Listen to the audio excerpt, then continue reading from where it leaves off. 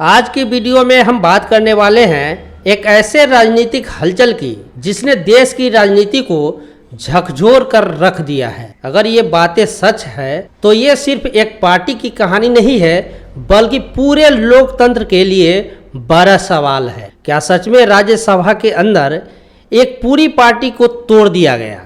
क्या सच में सांसदों को एजेंसियों के दबाव में झुकाया गया? और सबसे बड़ा सवाल, क्या ऑपरेशन लोटस अब नए स्तर पर पहुंच चुका है? आइए पूरा मामला शुरू से समझते हैं। सबसे पहले अब तक क्या होता था?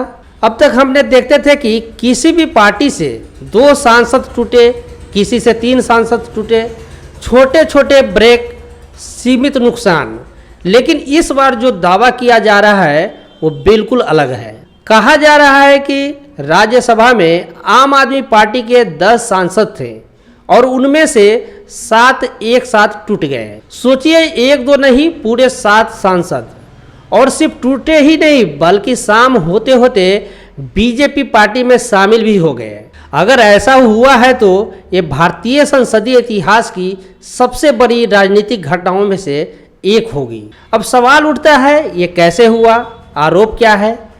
आरोप ये है कि इस पूरे ऑपरेशन में ईडी, सीबीआई और इनकम टैक्स जैसी एजेंसियां का इस्तेमाल किया गया।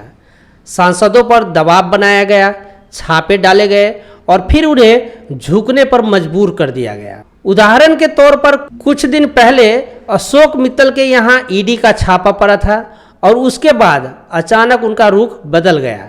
ऐसा कहा जा रहा है कि इसी तरह कई नाम सामने आ रहे हैं। राघव चड्ढा, संदीप पाठक, हरभजन सिंह, स्वाति मालीवाल, हर नाम के पीछे एक अलग कहानी बताई जा रही है। अब थोड़ा थोड़ा हर केस को समझते हैं। सबसे पहले राघव चड्ढा।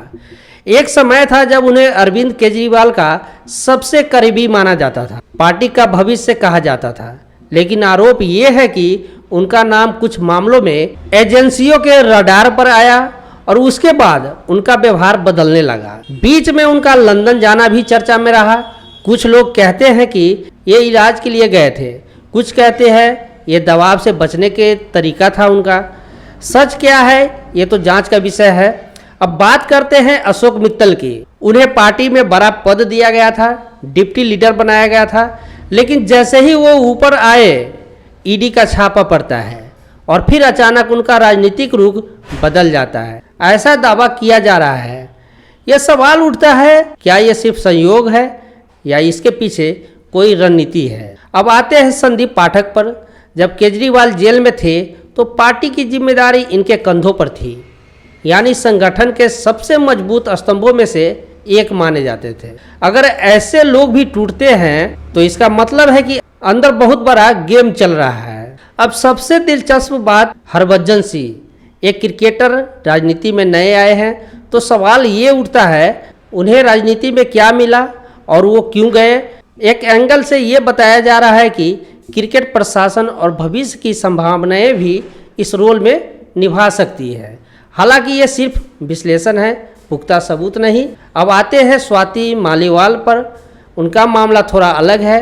उनका पार्टी से टकराव पहले से सामने आ चुका था। उन्होंने एफआईआर भी दर्ज कराई थी, पार्टी के कार्यक्रम से दूरी बना ली थी, तो उनके अलग होने की संभावना पहले से दिख रही थी। अब बड़ा सवाल, क्या ये सब अचानक हुआ या ये एक लंबी प्लानिंग का हिस्सा था? कुछ जानकार कहते हैं ये धीरे धीरे पकाई गई रणनीति थी। हर नेता की दुखती रग पहचानी गई और फिर उसी पर दबाव बनाया गया। अब इससे बड़ी सवाल, आगे क्या होगा? अगर ये सच है तो क्या अगला टारगेट पंजाब हो सकता है? क्योंकि वहाँ आम आदमी पार्टी की सरकार है और अगर वहाँ भी टूट जाती है तो पूरा राजनीतिक समीकरण बदल सकता है। कुछ नेताओं ने तो यहाँ तक कह दिया कि एक दिन में 50 विधायक भी बदल सकते हैं। अब इसे बड़े फ्रेम में समझते हैं।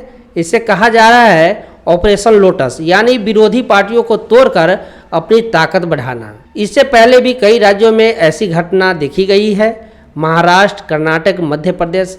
लेकिन अगर सांसद के अंदर ऐसा हो रहा है तो मामला और गंभीर हो जाता है। अब एक और एंगल है, क्या इसमें विपक्ष की गलती है?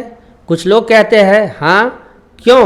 क्योंकि टिकट देते समय विचारधारा से ज़्यादा पैसे और प्रोफाइल देखा जाता है। ऐसे लोग लाए गए जो दबाव में आ सकते हैं। अगर पार्टी के अंदर मजबूत वैचारिक लोग होते तो शायद ये स्थिति नहीं आती। अब आखिरी और सबसे बड़ा सवाल, क्या ये सिलसिला यही रुकेगा या आगे भी जारी रहेगा? विश्लेषकों का कहना है कि अगर चुनावों में सत्ताधारी दल मजबूत होता है तो ऐसे ऑपरेशन और तेज हो सकते हैं, और अगर कमजोर होता है तो जो लोग गए हैं वो वापस भी आ सकते हैं, यानी घर वापसी भी संभव है। तो दोस्तों, ये पूरा मामला अभी आरोप और दावाओं पर आधारित है। सच्चाई क्या है ये जांच और समय ही बताएगा।